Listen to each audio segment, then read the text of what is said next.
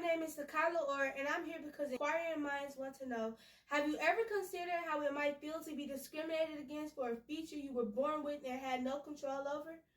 Well, if you didn't know already, anti-race activist, diversity trainer, and educator Jane Elliot has made it her life mission to educate as many people as possible on this matter. And today I'm going to discuss the beliefs, experiments, and background information of Jane Elliot. Now, there are many reasons why I chose Jane Elliot for this assignment, but the main one resides in my agreement with her message: one race. Now, to further explain, in Jane's theory, as you can see in the image beside me, there is only one race, the human race. And within that race exist two subcategories, black and white.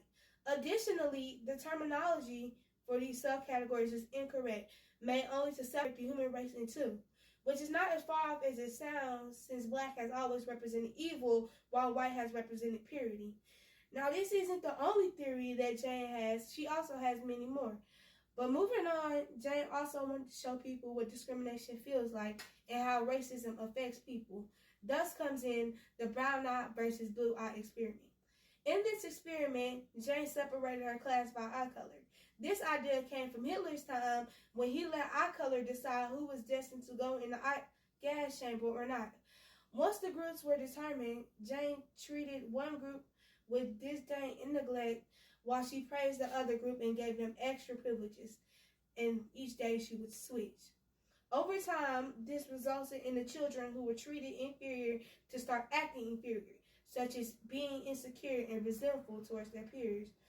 Contrarily, the children who were treated as superior started to act superior, developing an ego and becoming boastful and mean towards their peers. As we can all probably guess, Jane did not escape this experiment with no consequences.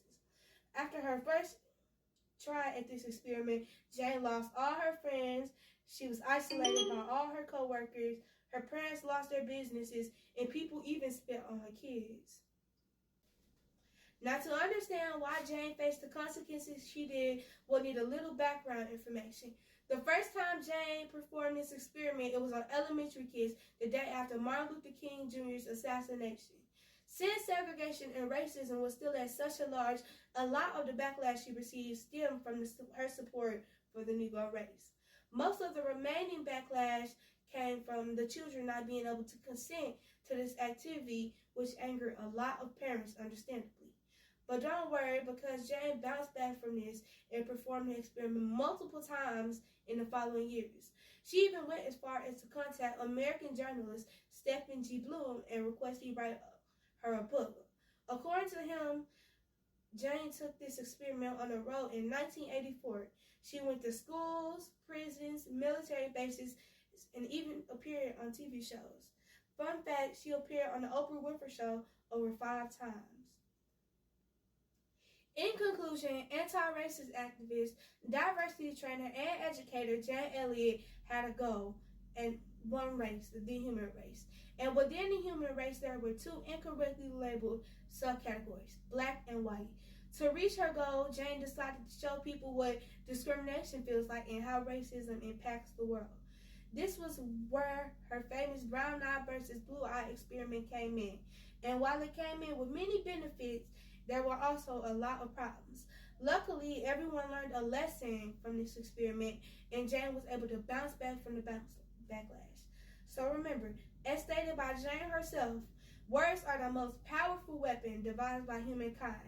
I have now discussed the beliefs, experiments, and background information of Jane Elliot. Thank you.